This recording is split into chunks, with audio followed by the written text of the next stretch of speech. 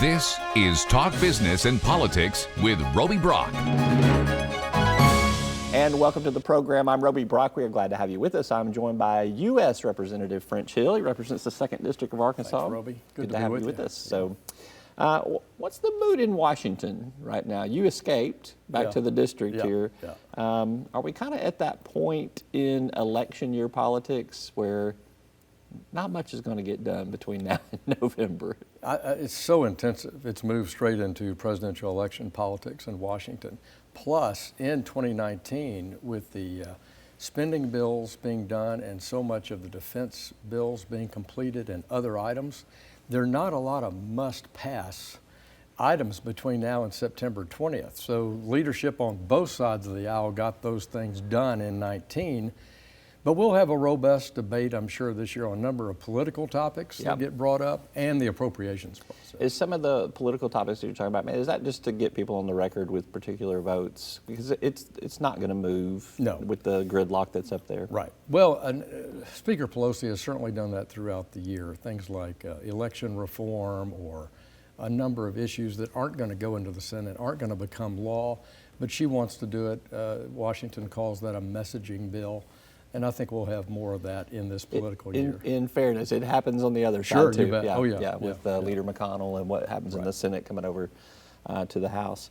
I want to talk a little bit about the president. I can't have you on and not talk about President Trump at some point. He has been tweeting a lot lately at legal cases, particularly the Roger Stone case. He has incurred, I think, the dissatisfaction of some current and former Justice Department officials. Are you troubled by the president's activity in terms of meddling with some of these legal cases? Well, I certainly think that legal cases he'd be best to shy away from, even when he has a First Amendment right to comment on them, which he does, and I don't take that away from him. But it's a sense of just letting things go through the process and then offering your opinion as opposed to trying to do it in real time. We've learned from Donald Trump after 3 years now that he is a real-time communicator. He wants to be right in the middle of every topic. So I don't think that I'll see a change in that, but I would urge him to be more reflective on that and to save his opinions for after the process is complete. Will you be okay if he pardons Roger Stone? You know, I don't know. I don't know why not, perhaps. It's one of those things that I think all presidents go through the clemency and the pardoning process. Most of them wait till toward the end of their term. But they all do it. They all have a rationale for doing it. They're petitioned to do it. So I'm not surprised by pardoning. I think President Trump's chosen to do it in the midst of his election. I mean, in the midst of his administration. So we'll see what happens. There's commutations too. I want to be clear about that. You've been to the border recently, the U.S.-Mexico border. I think this is your 6th trip down there, just from what you have chronicled there.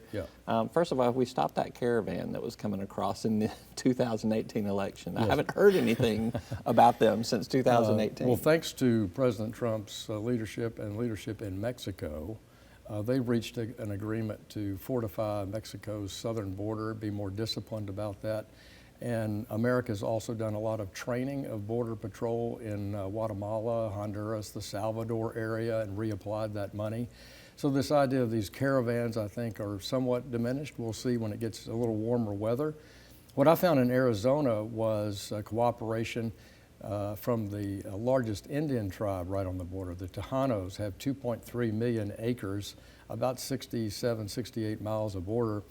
They're working with Customs and Border Patrol on technology, and they've allowed them to have 2 forward operating bases right off the border. Is that an area where there could be a border wall built? I mean, could be. If there was eminent domain taken? Or correct. Well, they would have to do, it would have to be you could use eminent domain, but I think with an Indian nation, it would be collaborative. So the Indians don't want a border wall there because they believe their heritage lands extend on both sides of the border, so they'd like to have more egress. But they've been very cooperative on technology and manpower and parallel road systems. So they've attempted to come a compromise because they don't want what they have, which is human smuggling and drug smuggling coming across their reservation lands. Yeah, one of the pictures that you posted showed a tunnel under the land there, I think, that went across the border. I'm not sure if it was in Arizona, but it was one of the pictures you posted from your trip. If we build this border wall, aren't people just going to dig underneath the border wall? Well, I don't know what picture you're referring to. I didn't have a... It was a sheriff, I think, that was No, that's showing- just a rancher who was ducking under the fence. Okay. There's no wall there. It's just a 4-strand barbed wire fence for that 25 miles of the border. That particular rancher wants a border wall, which is why he was posing, just ducking under the fence going into Mexico. Nonetheless, it is easy to dig underneath, and we've actually even seen where people have climbed over and stolen parts of the wall that are being built. I mean, is it a good use of money to be spending it on that particular project? I think you put, I think the wall, if you listen to Border Patrol, shapes their terrain. It allows them to shape their manpower resources. And there is no one-size-fits-all solution to physical border security. Technology with these integrated towers that can see 30 miles through camera technology and communication technology, plus wall, plus patrols, plus this parallel road system. All this has to be used, combined with proper manpower and coordination with local officials. So sure, there are places where the wall is very helpful, particularly in urban areas. But there are places where technology is really helpful too. I'm still confused as to who's paying for that wall, Congressman. Is it Mexico paying for that wall, or is it the U.S. paying for that wall? Yeah, well, I think the U.S. is paying for most of that wall. I think so too. You also, in your financial services role, you have, I think you guys had the Federal Reserve Chairman, Jerome Powell, in this past week or so. You expressed some concerns about the digital dollar. I think there's a lot of people who don't know what that concept is, and what are you concerned about in that space? Well, last year, I think all Americans noted Facebook had a Libra project where they would use a digital token, essentially a cryptocurrency for Facebook for small dollar transactions. That got the central banks of the world focused on, can we create a sovereign or a national cryptocurrency? And so Bill Foster, the Democrat from Chicago, and I have collaborated on working with the Fed on what laws do they need changed, what regulatory policies should we consider to allow there to be a dollar digital token that could be used on a blockchain to settle either a peer-to-peer or consumer or business transaction. This is the future of the payment system. It's not going to be exclusive to it, but blockchain is going to be a new way to settle payment transactions around the world. I want to see the United States be an innovative leader in that technology. You also quizzed him some on what China is doing with their debt and how that kind of affects world debt. Obviously, this is a highly complicated subject, in fact that the U.S., China owns about a quarter of U.S. debt from the Treasury. What is your hope or expectation of what the Fed would do to address that situation that seems to be of concern? Well, we were talking about systemic financial risks with Jay Powell in his annual testimony, and we were talking about leverage lending and the number of corporate high yield issues that are being issued right now at very low ratings. And so the second thing I brought up, though, was this issue that total bank loans in China are 47% of global GDP. This is compared to, say, the entire U.S. banking system being maybe 15, 18% of GDP. So I think that China is severely over-leveraged.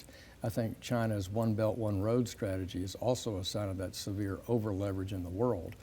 And so I view that China's over-leveraged position, their bad debt traps that they're putting the third world in, could have some systemic financial impact for global stability. What could the U.S. do about that, though? Well, I think it's an awareness. China's a sovereign nation. It is. It's an awareness issue, but in our committee, we're doing several things. One, for the World Bank, we're directing the World Bank that anytime they want to lend to another sovereign country, we want to know the terms that China has loaned, because we think they're not transparent in their pricing, not transparent in their collateral, and we want to make sure that we coach people on how to get good financing versus bad financing, and that's one of the strategies that we have to rein in China. And secondly, the access they have to the World Bank, we want to limit that as well. You worried about the U.S. debt? It's over $23 trillion right now. Yeah, I think one of the big disappointments I've had in the last, say, 3 years between the Trump administration and the Congress is they don't seem to be able to prioritize spending. It's always tit for tat. We had some rebuilding to do in the Defense Department. I support that. I think it had been cut too severely. But we don't prioritize our domestic spending. We simply want to raise it almost as much as the defense rebuild. I'll say this, though. If you look at non-defense discretionary spending since 2010, so a long time ago, a decade ago, it's still less than we spent in 2010. So we have still slowed that total rate of spending. But I've offered and continue to support the Congress being on record about a balanced budget amendment. Why? Because we've got to get people to focus on spending reforms, including over in the mandatory spending programs like Medicare, for example. How do we reform it for the future so that we have a Medicare type program, but that it's at a sustainable rate? Yeah, we're going to run out of time before we can dive deeper into that. But I guess last question on this financial topic here, the tax cuts that you were supportive of at the end of 2018.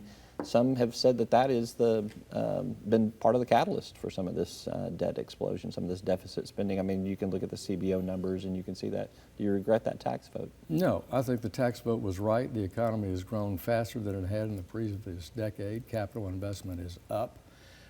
And I think it was a very positive, and it continues to do what we thought it would, which was spur business investment and have large tax increases in revenues in the out years. So I think we'll be pleased we rebalanced our tax system to make America more competitive, particularly in the corporate tax. That was the heart of what we did in that tax system. It had been a bipartisan objective for almost 3 decades. Don't double tax American earnings abroad, since 50% of our largest, of the S&P 500, 50% of their revenue comes from abroad. And so it makes them more competitive, which makes America more competitive. Did the tax cuts go into business investment, though? You saw a lot of companies do stock buybacks in terms of public companies. I've seen the numbers. I've looked at the numbers intimately. And business investment in R&D and business capital investment has been at or above its long-run average. And stock buybacks are a trend in finance. When profits go up, a portion has tended to go into stock buybacks over the last 20 years, but not to the detriment of making good capital investments. Warren Buffett always says the best investment you can make if your stock is under priced, if it's not priced to the market, is take that stock off the market. All right, we'll have you back. We'll talk more about these additional subjects here. Good to see you. Hill, Thanks, thank you so much. All right, we're back with more right after this. When homemade is too good to keep at home. Helping Arkansas business do business. Making better happen with First Security. You'll find us at the end of a lot of long country roads, covering over 60% of the great state of Arkansas. Our 17 electric distribution cooperatives are working day and night to provide reliable, affordable power to over 500,000 homes, farms, and businesses, just like yours. The Electric Cooperatives of Arkansas, your local energy partners.